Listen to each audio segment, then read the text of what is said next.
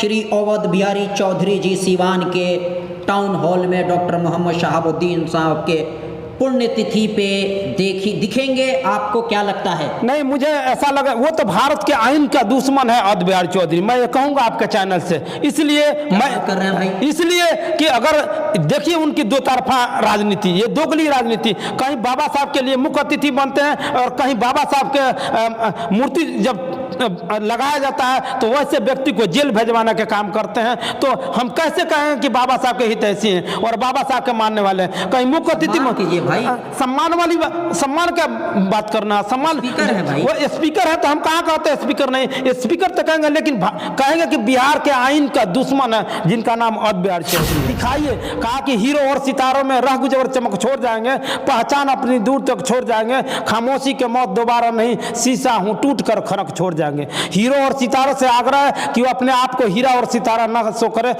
मैं भी एक शीशा हूं, मुझ में भी चमक है, मुझ में भी खनक है। फर्क इतना ही होगा कि तेरा दाह होगा, मेरा निकाह होगा, फिर भी ये दुनिया गवाह होगा, मर के भी साहबुद्दीन जवाह होगा और हर घटा समा होगा। मैं बताता हूं, मैं कहना नहीं चाह रहा हूं, एक अधिकारी थे, जब साहबुद्दीन साहब निकले हुए थे तो मैंने एक अधिकारी से पूछा है आप लोग दिन भर कॉन्फ्रेंस में बैठे रहते हैं, कोई काम धंधा नहीं है? तो उन्होंने व्यक्तिगत रूप से कहा कि साहबुद्दीन साहब को जेल भेजना है। हम कहे क्यों?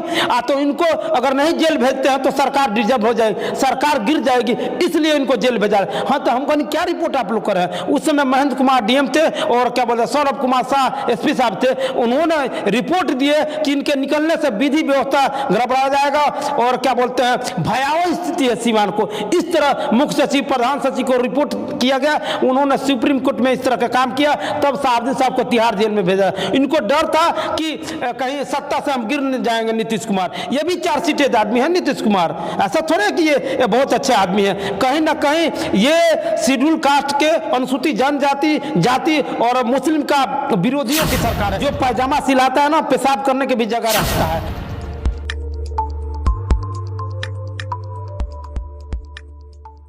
अभी हमारे साथ पप्पू चमार साहब जी हैं। आप सबको पता है बिहार और ख़ास करके सीवान का पॉलिटिक्स गरम है, एक तरीके से आप कह सकते हैं, बवाल मचा हुआ है। बिहार में क्यों मचा हुआ आप सबको पता है, क्योंकि आनंद मोहन को जेल से रिहा कर दिया गया। इसके अलावा सीवान का पॉलिटिक्स क्यों गरम है, क्योंकि 1990 के बाद अगर किसी के नाम पर पॉलिटिक्स हुआ है तो वो है डॉक्टर मोहम्मद शहाबुद्दीन साहब। कल यानी 1 मई को दूसरा उनका पुण्यतिथि मनाया जाएगा। पप्पू चमार साहब जी हैं, इनसे हम लोग चीज़ों को समझने की कोशिश करेंगे।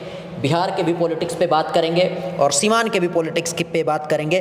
दलित समाज से आते हैं, दलितों का, अल्पसंख्यकों का, मुसलमानों का बात बढ़ चढ़ के उठाते हैं। स्वागत है सर हमारे चैनल पर आपका। ये आपको भी, आपके चैनल को मेरे तरफ से स्वागत है और हम सोचेंगे कि दिन प्रतिदिन आप आगे बढ़ें और आपके व्यूअर्स भी बढ़ें। क्या कहेंगे? जी कृष्णैया पूर्व डीएम को मार दिया जाता है। एक दलित होने के नाते आपके दिल पे क्या गुजर रहा है? देखिए, ये तो मुझे लगता है कि कहीं ना कहीं मेरे भाई की हत्या की गई। ये आज मुझे इस बात का लग रहा है कि कहीं मेरे भाई की हत्या की, मेरे जिगर के टुकड़े की हत्या कर गए, मैं ऐसे बोलूँगा। एक रेटिना की हत्या कर गई, मैं ऐसे बोलूँगा। मैं एक बार उस समय छोटा भाई और बड़े भाई की सरकार थी, आज चाचा और भतीजा की सरकार है। ये शुरू से ही शेड्यूल कास्ट और आपको मुस्लिम का विरोधी सरकार है। मैं आपको बताता हूं कि इन्हीं के सरकार में लालू बात कर रहे हैं भाई। कपड़ा पहनना आप लोगों को सिखाए हैं, नीचे आप लोग बैठते थे, ऊपर बैठना सिखाए हैं लालू यादव जी। आप लोग कह रहे हैं कि दलित विरोधी सरकार है, ये ठीक बात है? नहीं, ये मैं आपको बता रहा हूँ, अगर बाबा साहब नहीं होते ना तो वो भी भैंस चराते। बाबा साहब का देन, ये लालू प्रसाद यादव का देन, ये वोट, राइट टू वोट का अधिकार बाबा साहब ने दिया ना, वो ना उन्होंने दिया है। मैं पूछता हूं तो जो बात है नरसंहार में 52 आदमी की हत्या की गई, निर्दय रूप से हत्या की गई। उस औरत को जो प्रेग्नेंट थी उसके पेट फाड़कर उसके बच्चे को निकालकर उसको भाला के नोक में छेद कर घुमाया गया। उस समय क्या कर रहे थे लालू प्रसाद यादव?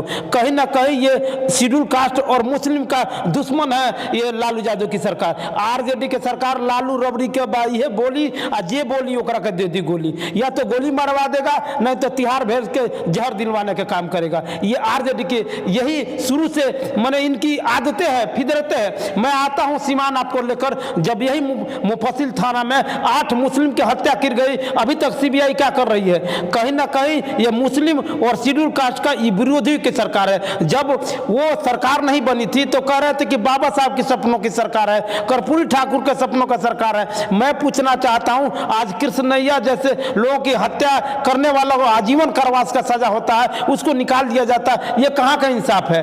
वही शहाबुद्दीन साहब के लिए आप सुप्रीम कोर्ट चले जाते हैं, इसलिए कि वो मुस्लिम है। मैं किसी पक्ष, कोई भी व्यक्ति अपराधी या सरकार द्वारा या जो भी लगता है, मैं उसके पक्षधर हूं। आनंद मोहन को, डॉक्टर मोहम्मद शहाबुद्दीन साहब को एक ही जैसा समझ? नहीं, मैं ऐसा नहीं, ये तो बहुत इन्होंने विकास पुरुष कराया। वो क्या बोलते हैं, विपक्ष की सरकार थी अटल बिहारी वाजपेयी की सरकार में, उस समय उन्होंने विकास पुरुष कहलाने का नाम है। वो आनंद सिंह कभी विकास पुरुष नहीं कहलाएगा ना। ये राजनीति की तो सुनिश्चित ढंग से शहाबुद्दीन साहब को फंसाया गया। मैं कहता हूं, जब वो 46 इंजीनियर हैदराबाद से आते हैं तो यही लालू यादव की सरकार क्या करती है कि जब देखती है कि बिहार का प्रथम मेडिकल कॉलेज खोलने के लिए वो प्रयत्न कर रहे, प्रयास कर रहे थे, और 65 इंजीनियर लेकर आए थे, रात में काम कर रहे थे, मुआयना करा रहे थे, सुबह आदेश आता है और बिजली के चोरी में जेल भेज दिया जाता है। वो अपनी रात का नींद जो होता है वो दूसरे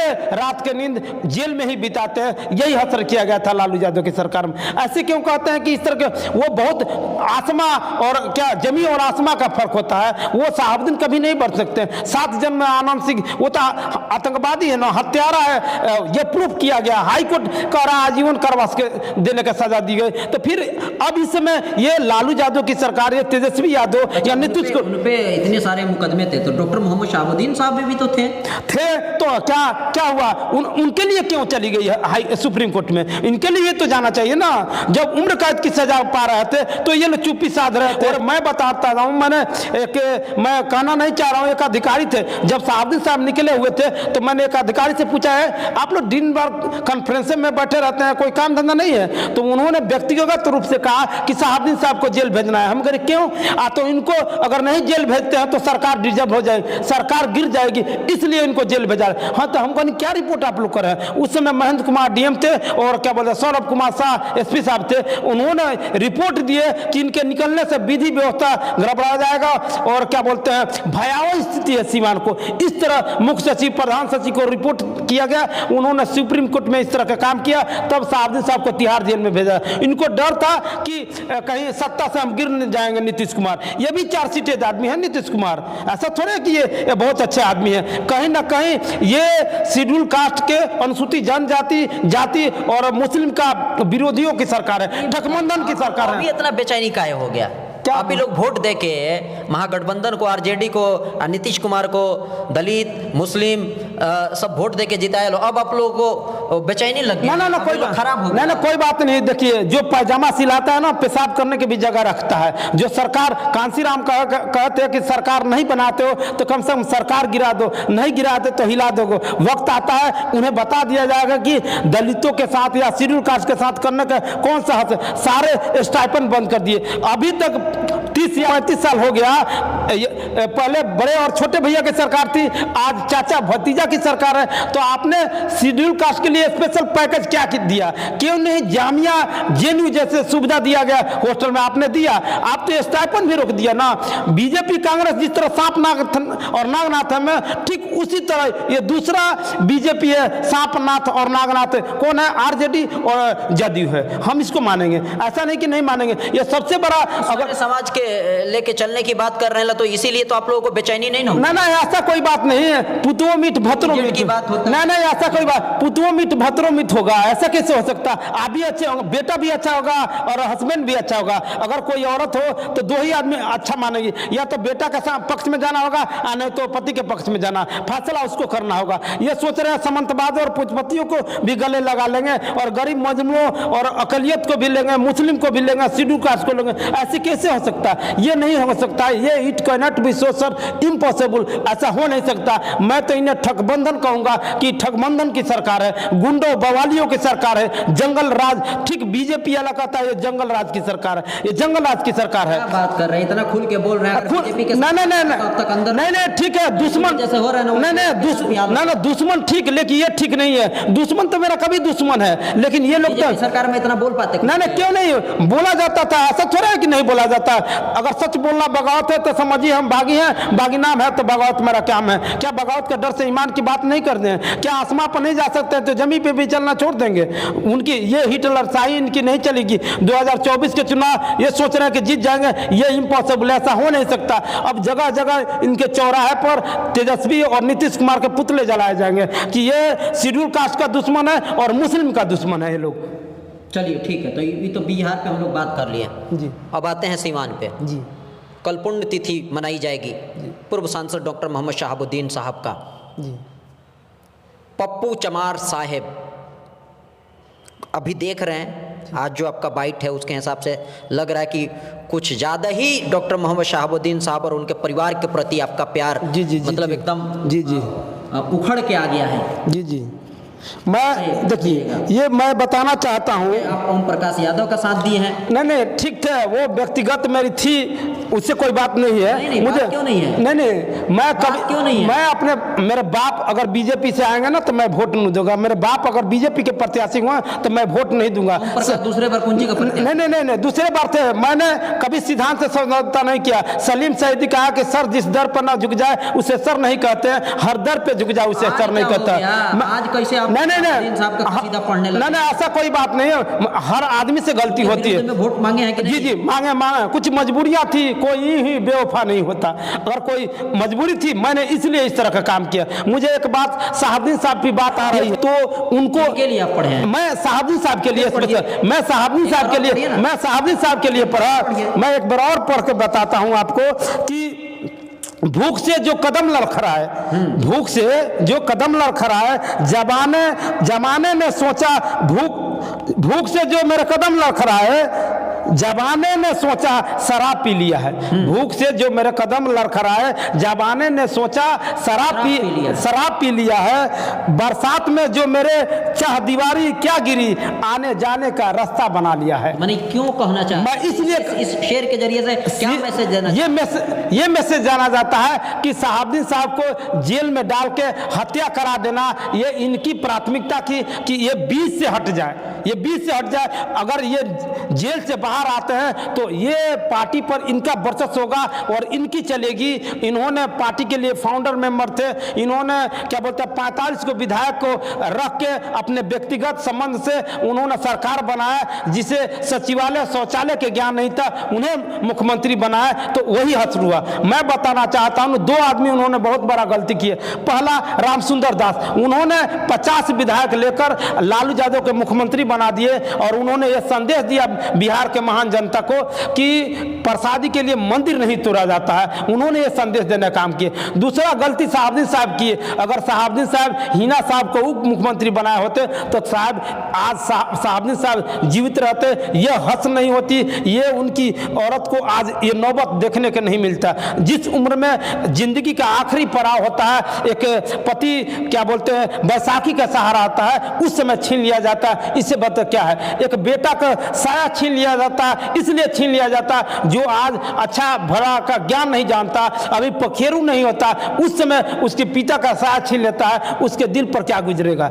मैं ये कहता हूं कि सच्चाई से इनकार हो जाएगा, वह सख्त गुनहगार हो जाएगा। इस तरह की परिस्थितियां जब आएगी तो इंसान टूट जाता है तो बहुत कुछ करने का विवश हो जाता है। मैं ये तमाम सीवान के महान जनता से कहूंगा कि शहाबुद्दीन साहब के सांसदी तब होगी जब आप एकजुटता का परिचय देंगे, मिल्लत कायम करें, भाईचारा स्थापित करेंगे। कितने शहाबुद्दीन के मार सकते हैं? जगदेव बाबू कहते हैं कि पहला पूत मारा जाएगा, दूसरा पूत जेल जाएगा, तीसरा पूत राज करेगा। इससे डरने की जरूरत नहीं है। चमार साहब जी बोलिए। ईमानदारी के साथ आपका जवाब हम लेना चाहेंगे। जी ये बताइए, व्यक्तिगत लगाव डॉक्टर मोहम्मद शहाबुद्दीन साहब से अभी आपका बढ़ गया है। जी लेकिन जो आप दलित से आचे हैं, दलित के पार्टी मायावती हो गई, जी रामविलास पासवान जी हो गए, महागठबंधन को भी ले लीजिए, अभी आप नाराज चल रहे हैं।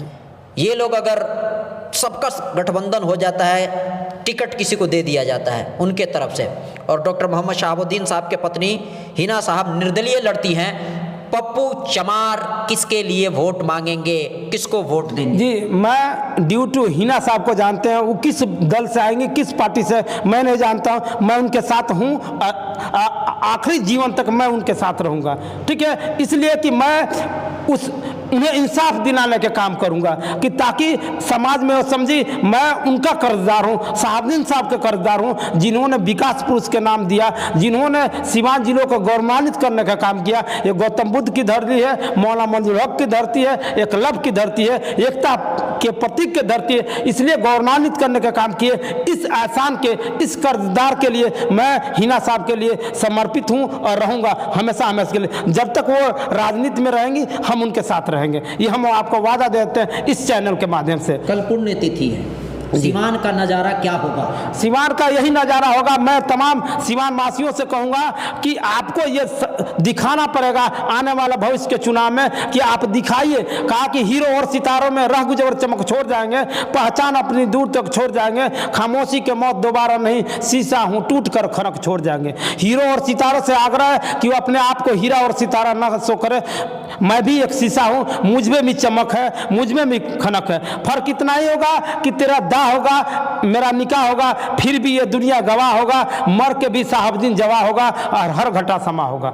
मैं ये कहना, क्या श्री अवध बिहारी चौधरी जी सीवान के टाउन हॉल में डॉक्टर मोहम्मद शहाबुद्दीन साहब के पुण्यतिथि पे दिखेंगे? आपको क्या लगता है? नहीं, मुझे ऐसा लगा वो तो भारत के आइन का दुश्मन है अवध बिहारी चौधरी। मैं ये कहूँगा आपके चैनल से, इसलिए मैं कर रहे हैं भाई, इसलिए कि अगर देखिए उनकी दो तरफा राजनीति, ये दोगली राजनीति, कहीं बाबा साहब के लिए मुख्य अतिथि बनते हैं और कहीं बाबा साहब के मूर्ति जब लगाया जाता है तो वैसे व्यक्ति को जेल भेजवाने के काम करते हैं। तो हम कैसे कहें कि बाबा साहब के हितैषी हैं और बाबा साहब के मानने वाले हैं? कहीं मुख्य अतिथि भाई, सम्मान वाली सम्मान का बात करना, सम्मान स्पीकर है भाई, वो स्पीकर है तो हम कहाँ कहते हैं स्पीकर नहीं? स्पीकर तो कहेंगे, लेकिन कहेंगे कि बिहार के आइन का दुश्मन है जिनका नाम अवध बिहारी चौधरी है। मैं कहूँगा इतना बड़ा बात, जी जी, इसलिए कहेंगे कि एक तरफ बाबा साहब की बातों को लेक्चर है, एक तरफ बाबा साहब के क्या बोलते हैं, बाबा साहब के जहाँ मूर्ति लगता है वहाँ मंदिर बनवाने के लिए पैरवी करते हैं। और क्या बोलते हैं, सीवान के प्रशासन ये कह रही है